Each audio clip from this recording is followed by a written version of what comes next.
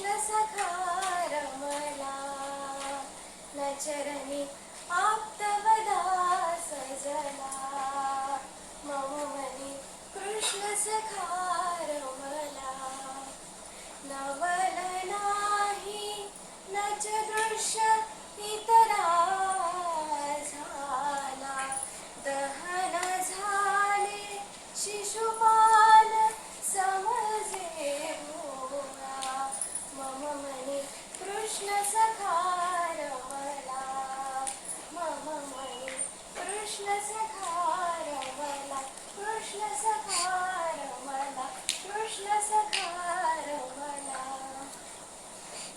श्रीकृष्ण जळाला असे म्हणतात तरी कसं?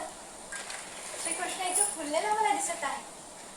श्रीकृष्णाचा स्पर्श मला इथे जाणवत आहे. श्रीकृष्णाचं मुरळीचं मंजूर ध्वनी मला ऐकवत आहे. मग श्रीकृष्ण जळेल कसा? ये वसंता ये, खुशाल ये. सारी सृष्टी कृष्णमय झाली तेव्हा तू देखील कृष्णमयच असायला पाहिजे आणि श्रीकृष्णाची आनंदाची वार्ता तू मला सांगितली पाहिजेस. काय म्हणालीस कोकळे? श्रीकृष्णाने द्वारकेस नवीन राजधानी स्थापिली आहे. आत्ताची ही बातमी खरी आहे ना? ही आनंदाची बातमी सांगितल्याबद्दल मी तुला द्वारकेस सुवर्णाचे घरच बक्षीस दे की हिरे मोत्याचे. काय मी कुठे म्हणून राहणार म्हणून विचारतेस? अगं मी द्वारकेस प्रेमाच्या घरात श्रीकृष्णाच्या प्रेम मंदिरात. माझ्या महालासमोरच्या बगीच्यातून मी एकटे बाहेर पडले.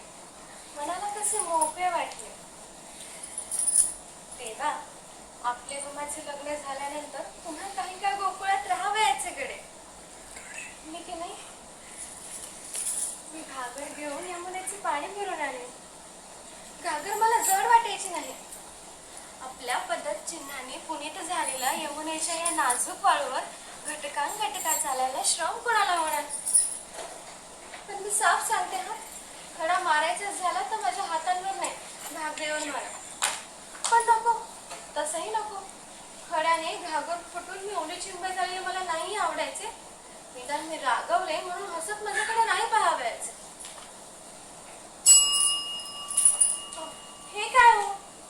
डोक्याची घागर फोडून मला असे ओले चिंब करून असे काय माझ्याकडे हसत पाहावयाचे? मला मुळे आपल्याकडे बघतच राहावसे वाटते. किती वेळ मी अशी उलारे उभे राहू?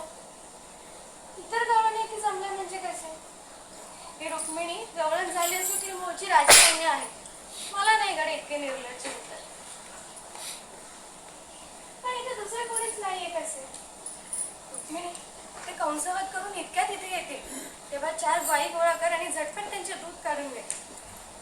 या गाईनो या, तुमच्या दुधावर पृष्ठ झालेले वीर दुष्ट कंसाचा संहार करून इथे